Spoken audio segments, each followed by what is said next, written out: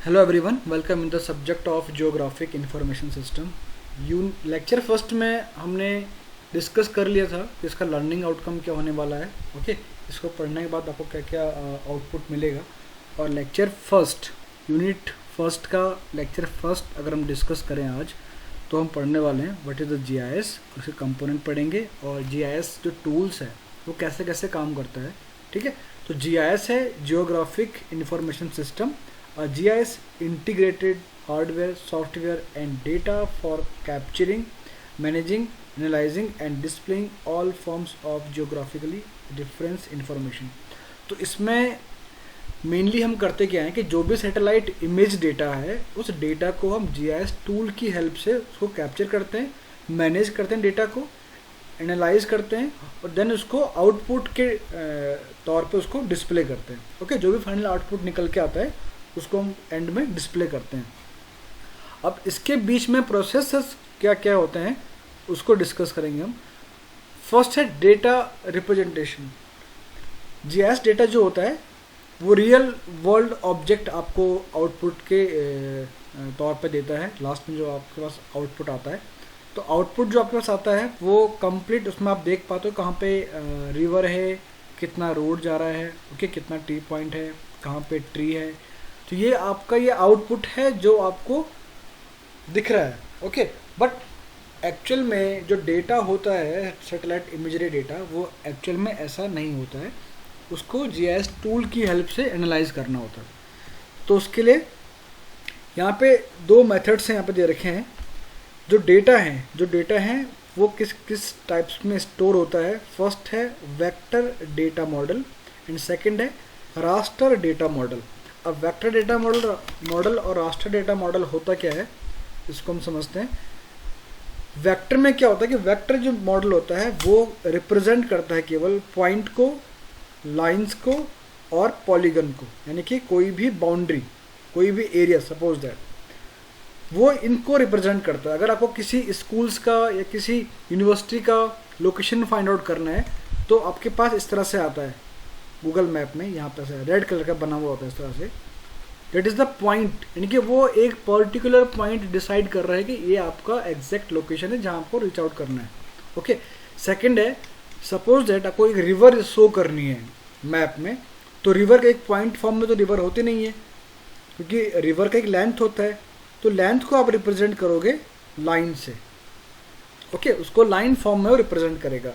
अगर मैं कहूँ कि आपको किसी सिटी की, ओके, ये किसी फॉरेस्ट एरिया का, आपको एक कॉलोनी का या किसी एक शहर का आपको एरिया कैलकुलेट करना है, तो एरिया के लिए क्या करोगे आपको एक बाउंड्री शो करनी होगी वहाँ पे कि इतना इतना जो ये टेरिटरी है वो इस सिटी का है।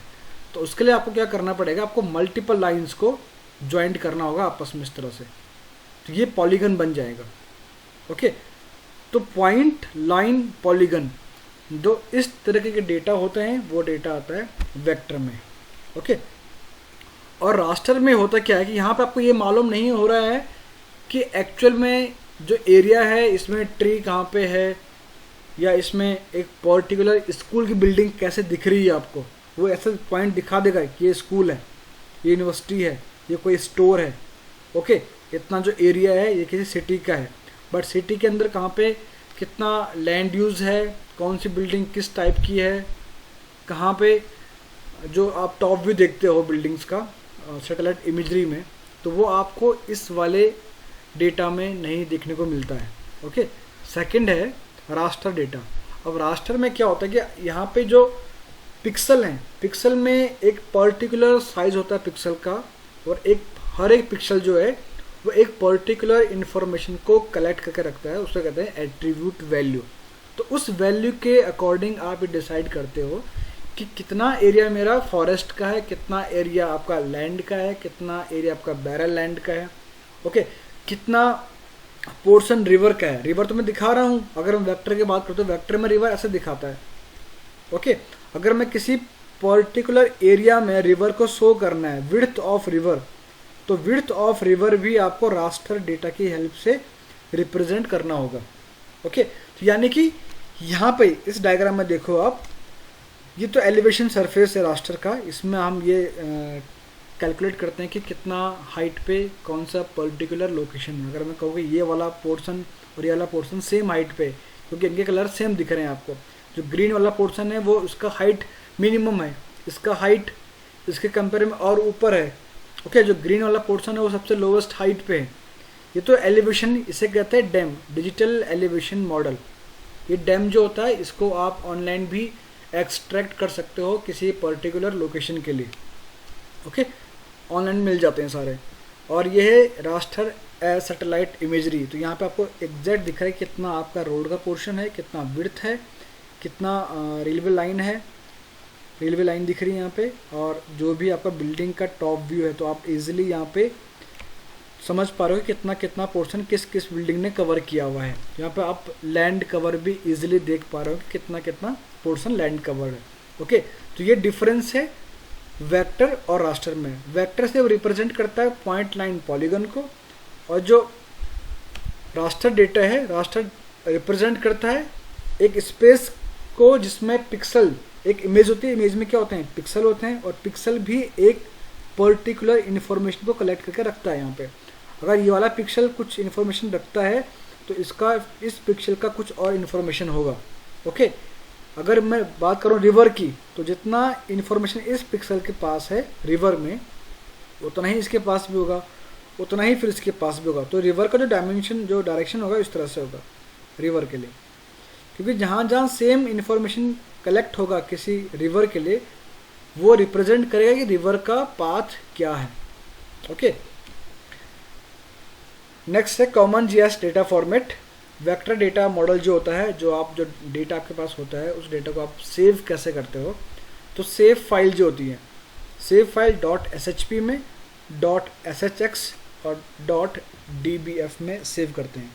ये सेव फाइल होती है, सपोज दैट मैंने एक इमेज डाउनलोड करी, ये इमेज है मैंने डाउनलोड करी, सैटेलाइट इमेज मैंने डाउनलोड करी USGS से। ओके, ये एक ऑनलाइन साइट है जिसके हेल्प से आप सैटेलाइट इमेज डाउनलोड कर सकते हो फ्री ऑफ कॉस्ट। ओके, किसी भी एरिया की। तो आपने इससे सैटेलाइट इमेज एक डाउनलोड करी। अब उस सैटेलाइट इमेजरी में काफ़ी बड़ा पोर्शन रहता है। ओके, बट मुझे सिर्फ पोर्शन चाहिए देहरादून सिटी का, मुझे देहरादून सिटी पे ही काम करना है, मुझे स्मार्ट सिटी पे काम करना है, मुझे यहाँ पे देखना है कि पिछले 20-30 साल में कितना लैंड कवर हुआ है। तो एक पर्टिकुलर सेव फाइल है देहरादून सिटी का, जो सेव फाइल होगा ऐसे कुछ जो रिप्रेजेंट करता है कि हाँ कितनी टेरिटरी है, कितनी बाउंड्री है देहरादून सिटी की। तो मुझे वो सेव फाइल को इस फॉर्मेट में सेव करना होता है .shp में। ओके, ये सेव फाइल आपको ये तो ऑनलाइन मिल जाती है। ओके, गवर्नमेंट ऑफ इंडिया के कई पोर्टल हैं जहाँ पे आपको हर एक सिटी का सेव फाइल जो है ऑनलाइन मिल जाता है। या तो आपको उस सेव फाइल को खुद क्रिएट करना होता है जीआईएस में, यानी कि ArcGIS सॉफ्टवेयर में आपको सेव फाइल को खुद क्रिएट करना पड़ता है, और फिर आप उस सेव फाइल को यूज़ कर सकते हो अपने स्टडी एरिया के लिए। ओके, पर्सनल जियोडाटाबेस .mdb में सेव होगा एंड फाइल जियोडाटाबेस .gdb में सेव होगा। रास्टर मॉडल जो होता है वो सेव होता है टिफ में। ओके, इनहेंस्ड कंप्रेस्ड वेबलेट होगा सेव .ecw में, और जो टिफ फाइल होगी वो .tif में सेव होगा।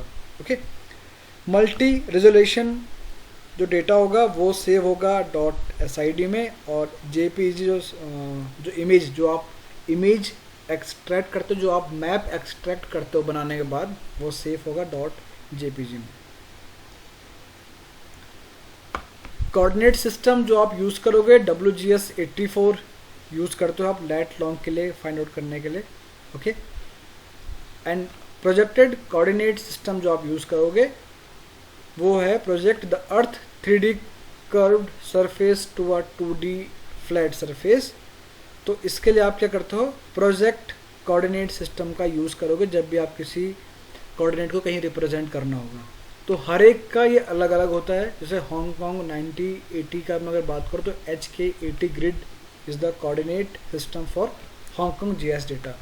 तो ऐसे ही WGS N44 हम रिप्रेजेंट करते हैं इंडिया के लिए। ओके, तो आपको ये ध्यान रखना कि आप कोऑर्डिनेट सिस्टम जब भी आप यूज़ करोगे तो आपको कौन सा कोऑर्डिनेट सिस्टम यूज़ करना है। एक्चुअल में होता क्या है कि जो 3D अर्थ क्या है, अर्थ गोल है, ओके। अब आपको ये जो पूरा इसके ऊपर जो सरफेस पे जो भी इंफॉर्मेशन है, आपको वो इंफॉर्मेशन एक फ्लैट पेपर पे, आप एक फ्लैट चार्ट पे उसको रिप्रेजेंट करते हो, ओके। जब मैं इसको ओपन करूँगा इस राउंड शेप को एक फ्लैट में, तो क्या होगा, कुछ इन्फॉर्मेशन क्या होगी, डिस्ट्रॉय होगी। तो उन इन्फॉर्मेशन को डिस्ट्रॉय ना हो तो हमें अलग अलग कंट्रीज़ के लिए अलग अलग कोऑर्डिनेट सिस्टम यूज़ करना होता है। तो आपको ये ध्यान रखना होता है कि आप जो भी उसमें डिस्टॉर्शन होगा तो आपको कंप्रोमाइज़ किस में करना है, आपको एरिया में कंप्रोमाइज़ करना है, ओके, या आपको डिस्टेंस में कंप्रोमाइज़ करना है, या आपको टाइम जोन में कंप्रोमाइज़ करना है। इसलिए हम टाइम जोन भी अलग अलग रखते हैं, ओके। क्योंकि जो भी आप अगर आपने ये शेप ऐसे ओपन कर दी एक फ्लैट पेपर की तरह, तो उसमें कट दिखेंगे इस तरह से, ऐसे कट आएंगे। तो जो ये कट है ये डिस्टॉर्शन है, ओके। तो ये इन्फॉर्मेशन क्या होगी, आपकी लॉस होगी। तो वो अभी आप आगे पढ़ोगे कि आपने जो फ्लैट पेपर पे हम कौन सा एक्चुअल में यूज़ करते हैं मैप, और इसके पीछे क्या क्या रीजंस वगैरह हैं। जो भी इसरे के ArcGIS जो सर्वर है उसके लिए क्या क्या रिक्वायरमेंट होता है सिस्टम का। फर्स्ट है publishing GIS web services, creating web mapping application, and last में होता है जो एडमिनिस्ट्रेटिव डिपार्टमेंट का काम होता है कि जो पूरा जो डेटा आपके पास है पूरा एनालाइज करेगा, उसको स्टोर करेगा, उसमें मैनिपुलेशन करेगा, उसके बाद फाइनल डेटा वो आपको बना के देगा मैप के रूप में। तो जो डेटाबेस है स्पेशल डेटा यूज़ करोगे आप इसमें। And core component of ArcGIS for server, primary data storage model for ArcGIS, centralise location to access and manage spatial data, और मेजर फीचर ArcGIS के, और सपोर्ट जो करता है माइक्रोसॉफ्ट SQL सर्वर और ओरेकल को, okay. And Esri ArcGIS for desktop, ArcMap, जो ArcMap आप यूज़ करोगे उसमें व्यू, एडिट, क्वेरी, जो स्पेशल डेटा, क्रिएट मैप, ये सारे उसमें टूल्स हैं। और आर्क कैटलॉग में मैनेज जो spatial data and browse data set, files, database and other sources. ये ArcGIS का है जो आप ArcMap यूज़ करोगे, आर्क कैटलॉग यूज़ करोगे, उसमें क्या क्या इन्फॉर्मेशन होती है। GIS data represent real world object in layers, क्योंकि डिफरेंट लेयर होती हैं, आपको उन सारे लेयर पे काम करना पड़ता है। अलग अलग बैंड होते हैं, band 1, band 2, band 3, band 4, band 5 up to band 11, 12 for Landsat 8, Landsat 7 में बैंड 8, लैंडसेट 5 में बैंड 6 या 7 ऐसे होते हैं, ओके। तो ये सारे जो लैंडसेट 8 है, लैंडसेट 7 है, ये सारे सैटेलाइट के नाम हैं, ओके। लैंडसेट 8 जो है वो 2013 में लॉन्च हुआ था। लैंडसेट 7 2003 में नहीं 1999 में लॉन्च हुआ था। तो अलग अलग डेटा है जो जब से लॉन्च हुआ उसके पास तब से लेके इमेजरी अभी तक की अवेलेबल होगी, okay. Global coordinate system WGS 84 use करोगे आप स्फीयर के लिए, एंड फ्लैट के लिए आप अलग यूज़ करोगे। जो अगर ये हांगकांग सिटी के है तो ये वाला है, और अदर सिटी के लिए जो होगा अदर कोऑर्डिनेट सिस्टम के लिए मैंने बताया आपको WGS N44 आप यूज़ करते हो,